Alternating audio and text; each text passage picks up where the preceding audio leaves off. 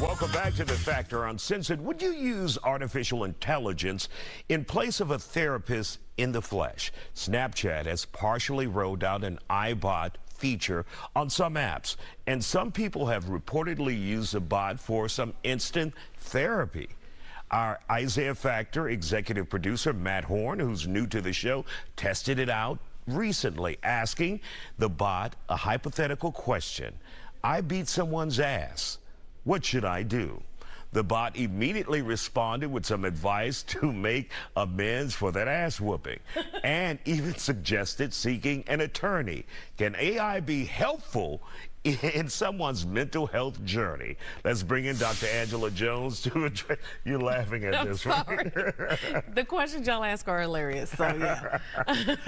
But should someone rely on AI for their mental health therapy? Your thoughts? So I do think AI has developed and has become a very helpful platform in many different ways. So do I think it can be helpful on people's mental health journey? Absolutely. And that scares people. But it's the same way Google scared people when it came out. Like, oh my God, you could just ask it, you know, what my symptoms are. And of course, it usually tells you you have something horrible, but it's helpful on the journey. So Snapchat, I'm not sure if that's the place you want to go to get your mental health advice, but it actually gave you some sound advice. Get an attorney, make amends, you know, so it gives you some of the basic information that you may need. And that's key, basic. Basic, right? You guys go in depth. We do. And, you know, there's actually apps out there that are developed by psychologists that are AI.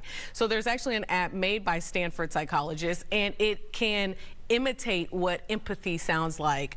And so it says, oh, that sounds like it's really hard for you today. How are you feeling? And that feels like empathy, but the problem is that these platforms are missing the human element. Right, right. You know? And those are basic responses. Right. You guys know people are layered. People are complicated. Right. And you can't go to a computer program for that unless that computer program is constantly thinking.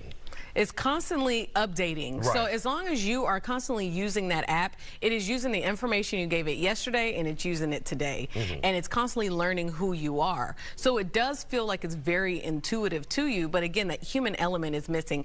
No matter how good the information is, you are going to know. I'm talking to a computer, right? And you're not able to see their interactions, their body language, the shifting in movements, their eye placement, all those things as therapists we are trained in to kind of help lead into this place. So even though it can mimic empathy, it is incapable of actually having empathy for people. And most people are looking for somebody, and that's the key word, somebody to talk to. Yeah. It may not necessarily mean they are looking for answers from you, but they want to share this information with somebody confidentially. Absolutely. That they can trust. Right, and that's the problem with a lot of this AI is confidentiality.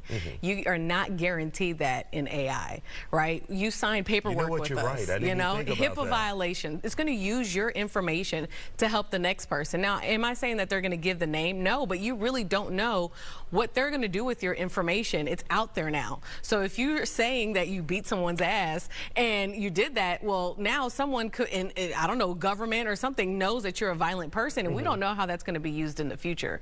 So there's a lot of things, there's a lot of errors that are happening in the AI space, but I do think that it can be helpful to get some of that basic information. Books I can read, you know, breathing exercises I can do, you know, how can I think about this a different way? I think AI can be great in that, and I think that's going to make therapists have to step up their game. All right, Dr. Angela Jones. And when you go back, you know, this narcissistic ass back on you, what you want now? I say. You know.